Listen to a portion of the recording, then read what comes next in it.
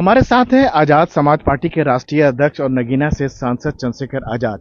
कांवर लेके आपने बयान दिया है, क्या बयान है? देखिए, ऐसा है, मैंने धार्मिक गैर बराबरी जो मैं देख रहा हूँ धर्म के आधार पर, मैंने उसके खिलाफ जो है और भारतीय संविधान के अनुरूप बयान दिया है।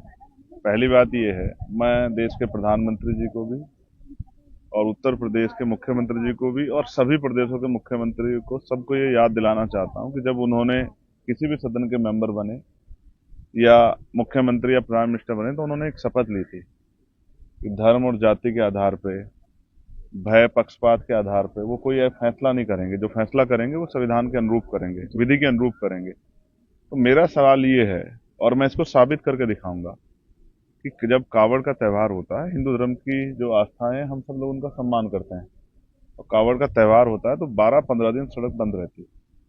कई बार आपको अस्पताल जाना होता है, परेशानी का सामना करना पड़ता है, स्कूल भी बंद होते हैं। लेकिन क्योंकि हम आस्था का सम्मान करते हैं तो उस पूरे जो है आयोजन को, उसमें कोई परेशानी ना हो तो जनता उसको स्वीकार करती है। सभी धर्मों के लोग वो स्वागत भी करते हैं, फूलों से स्वागत करते हैं, खाने का भी कार्यक्रम करते हैं और तमाम तरह के प्रयास करते हैं कि हिंदू धर्म की आस्था को ठेस ना पहुंचे। तो मेरा सवाल ये है कि 20 मिनट, ईद का त्यौहार 2 बार होता है साल में, और उस 2 बार के त्यौहार पे नमाज का समय मुश्किल से 15 से 20 मिनट का होता है। तो जब हम एक धर्म के धार्मिक आस्थाओं का सम्मान करते हैं तो संविधान के अनुरूप आर्टिकल 25-26 कहता है कि हमें दूसरे धर्म की आस्थाओं का सम्मान करना चाहिए। देखिए, गार्जियन है मुख्यमंत्री उत्तर प्रदेश के और प्रधानमंत्री देश के गार्जियन है। क्या एक बाप जो है अपने बच्चों में भेदभाव करता है कि एक बच्चे को कम अवसर दे और दूसरे को ज्यादा दे? लेकिन लेकिन मैं और बात को आगे बढ़ाता हूँ, मेरी बात पूरी नहीं हुई। मैं आपको धार्मिक असमानता का और उदाहरण देता हूँ। हम सदगुरु रविदास जी महाराज को मानने वाले लोग हैं, रविदासियां।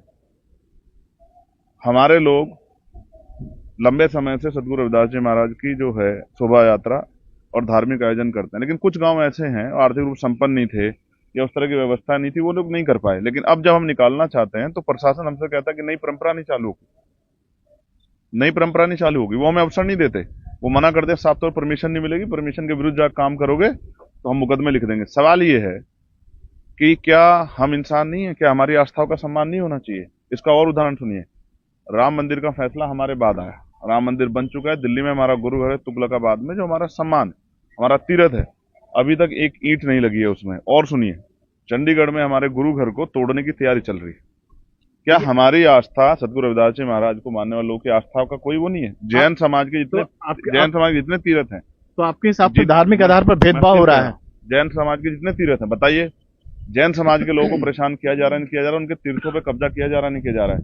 बौद्ध धर्म को मानने वाले लोग क्या अपने तो, धार्मिक आयोजन कर पा रहे हैं? तो आपके हिसाब से धार्मिक आधार पर भेदभाव हाँ, किया जा रहा है? मैं मानता हूं कि किसी भी तरह से, मैंने कहा ना कि वो प्रधानमंत्री जी देश के गार्जियन हैं और उनको अपने बच्चों के साथ कोई भेदभाव, या मुख्यमंत्री जो प्रदेश के गार्जियन है उनको अपने परिवार के साथ कोई भेदभाव नहीं करना चाहिए, ऐसी मेरी उनसे अपील है। इसलिए मैंने कहा, जो चीज जा चुकी है उस पर मैंने अपनी बात रखते हुए एक सवाल पे अपना जवाब देते हुए कहा, और मैं फिर स्पष्ट कर रहा हूं कि हम संविधान को मानने वाले लोग हैं। संविधान के आधार पर अगर कोई गैर बराबरी होगी तो हम उस पर अपनी आवाज उठाएंगे। अपने देखिए, लेकिन सड़क पर जो कई बार नमाज पढ़ा गया है, कई जगह बवाल हुआ है, कानून व्यवस्था की स्थिति पैदा हुई है। मैं, अगर कहीं बवाल होता है मैं उसको कंडम करता हूं। अगर कहीं कोई परेशानी खड़ी होती है तो इसलिए तो पुलिस लगाई जाती है भाई। जब कावड़ का त्यौहार है, कोई भी त्यौहार होता है, पुलिस लगती नहीं लगती? तो व्यवस्था करके दीजिए ना। मैं कह रहा हूं किसी हिंदू को ये बात बुरी नहीं लगेगी कि अगर 20 मिनट, देखो, हिंदू धर्म को तो सहिष्णुता का धर्म माना जाता है, वो तो खुद आगे बढ़ के रक्षा करने का काम करेंगे। अगर इसको हम धार्मिक एजेंडे से अलग खड़ा करके हम ये कहें कि भाई 20 मिनट के लिए उनके धार्मिक आयोजन हो रहा है, उनकी मदद कर दो। और आप मेरी बात पर गौर कीजिए जो मैं आपसे कह रहा हूँ, मैं अपने स्टैंड पर क्लियर हूँ। धार्मिक असमानता के खिलाफ हमारी हमारी लेकिन ये लेकिन बात है। कहते हैं कि नमाज जो है सड़क पर नहीं करना चाहिए, मैं मस्जिद कब में कह करना रहा ज्यादा हूँ करना मैं चाहिए। कब कह रहा हूँ सड़क पे करनी चाहिए?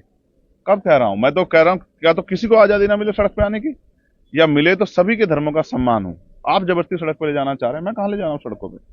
मैंने तो कहा कि ईदगाह पे उनको जगह है, वहां वो अपनी नमाज पढ़ें, लेकिन 20 मिनट के लिए उनको परमिशन देना या व्यवस्था करने में क्यों तकलीफ हो रही है? मैं फिर कह रहा हूँ, आपको मेरी बात को समझना चाहिए। और मैं स्पष्ट कह, जैसे मैं आपको कहता हूँ कि एक महिला को पीटा गया बंगाल में, बुरी तरह पीटा गया, मैं इस पे अगर आप मुझसे पूछोगे तो मैं कहूंगा मैं इसका कठोर विरोध करता हूँ। उस व्यक्ति को इतनी कठोर सजा मिल जाए कि सब लोगों की जो है टांगे कांप जाए, दोबारा किसी महिला पर अपमान कर दे। एक यही पंजाब में संगरूर में किसान नेता ने एक दलित समाज के बच्चे को लाठियों से पीटा।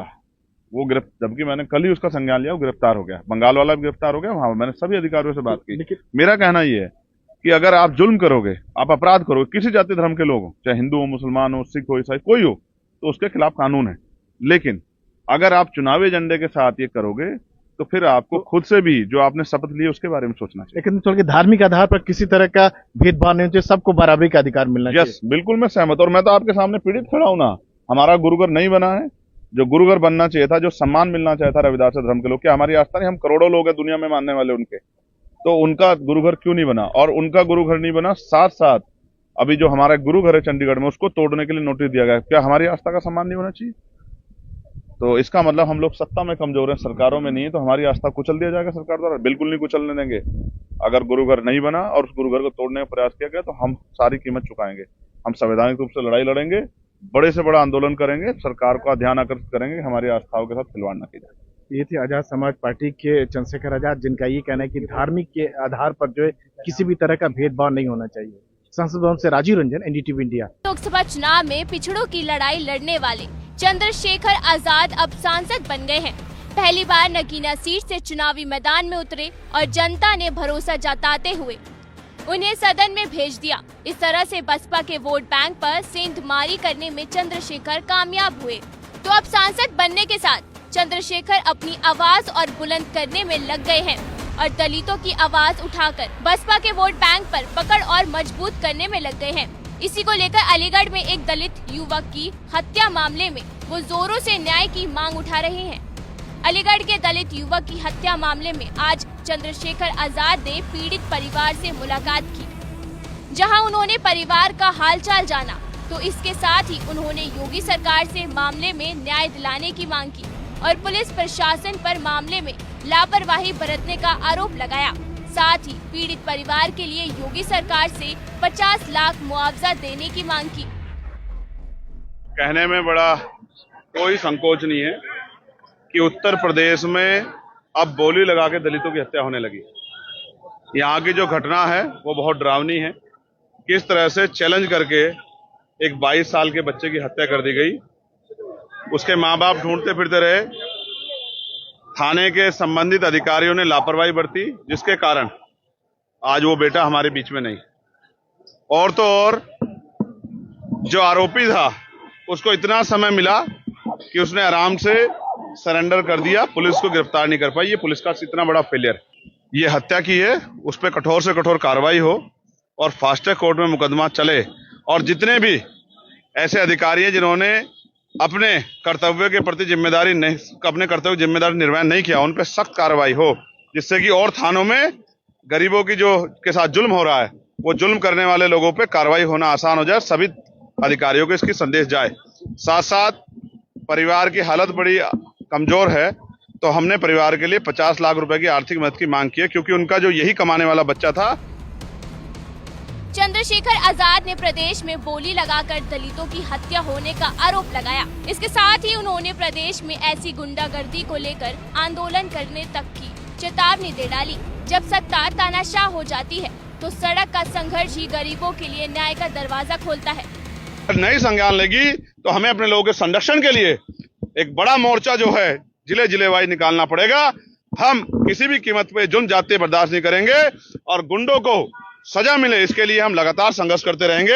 हमारी ये मांग भी है कि लापरवाह अधिकारियों को चार्ज ना दिया जाए, गैर जिम्मेदार अधिकारियों को किसी भी कीमत से चार्ज ना दिया जाए और गुंडों की मदद करने वाले अधिकारियों पे मुकदमे दर्ज करके कार्रवाई की जाए। तब जाके मैं लोकसभा में भी और लोकसभा के बाहर भी आपको आश्वस्त करता हूं कि उत्तर प्रदेश के और देश के दलित, पिछड़े, मुसलमान, आदिवासी, तमाम महिलाओं, किसानों, मजदूरों के मुद्दों को बड़ी मुखरता से हम पार्लियामेंट के अंदर भी और पार्लियामेंट के बाहर सड़क पे भी मजबूती से उठाएंगे और गुंडागर्दी करने वाले लोगों को किसी भी तरह के संरक्षण के बावजूद भी उनकी सही जगह भेजने के लिए पुरजोर ताकत से आंदोलन करेंगे। कुल मिलाकर अपहरण के बाद दलित युवक गौरव की हत्या का मामला अब सियासी रूप लेने लगा है। ऐसे में मामले में योगी सरकार पर जल्द ही पीड़ित परिवार को न्याय दिलाने की चुनौती है।